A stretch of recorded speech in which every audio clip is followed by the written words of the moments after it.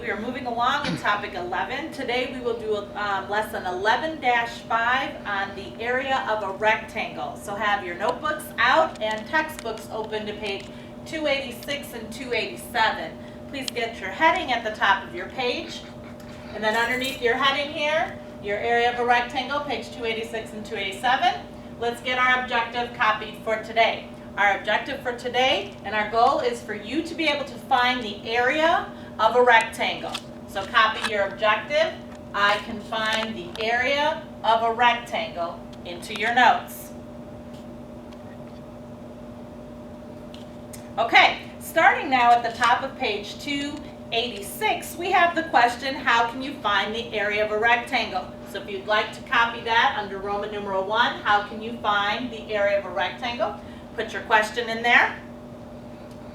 Then you will see, I put in here for you, area. Copy down the definition, which is the amount of surface it covers. That is underneath, that's the last sentence at the top of your example on page 286 if you need to refer to your book. Again, area is the amount of surface it covers. So in order to find area, we need to be reminded of what it is. So please put that in your notes. Also, before we start to get into the problems, I want to know if you know what units do we use to measure area. The units you will use, that means your label at the end of your answer, will be square feet, square yards, and square meters. Now these are just a few examples, but the key word in here is square, bringing back to your connection with exponents. Okay, when you have anything and you times it 2 times, it's squared, so your label will be square. Okay, why use square units? Because area requires a length and a width, or 2 lengths, resulting in the square of the measurement unit for a quantity in 2 dimensions. Okay, and again, that just refers back to your square numbers. Okay, let's look at our example, please, at the top of page 286. It says Jenny's garden is a rectangle that is 3/4 yards long and 2/3 yards wide. What is the area of her rectangle? Underneath there, you will see there that they put the area of a figure is the amount of surface it covers. That should already be in your notes. Now look for the example for one way. It says draw Jenny's garden on a 12 by 12 grid, and they drew that grid. You do not have to copy that grid into your notes, it would take you way too long. All right, so you will see there that 3/4 is equal to 9/12 and 2/3 is equal to 8/12. So we're going to stop right there for a second and we're going to put this method, our one way, on our notes.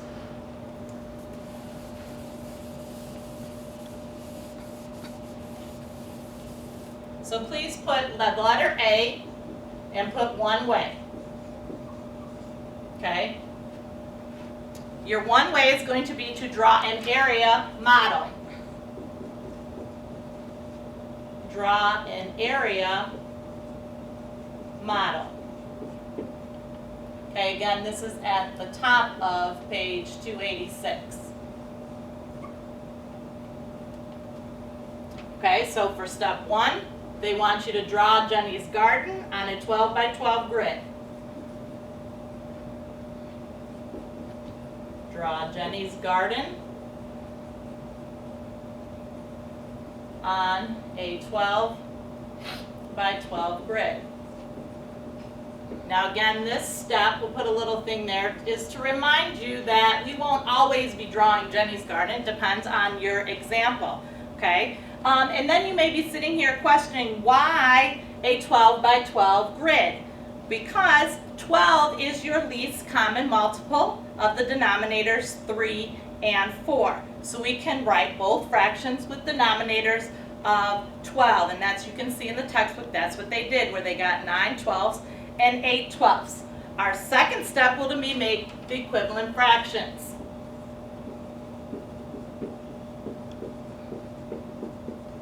Make equivalent fractions. And again, you can see that step in your textbook as well there at the top, and we will write it out in a minute. Okay? You're going to make the equivalent fractions this time using the denominator 12. Using 12 as a denominator.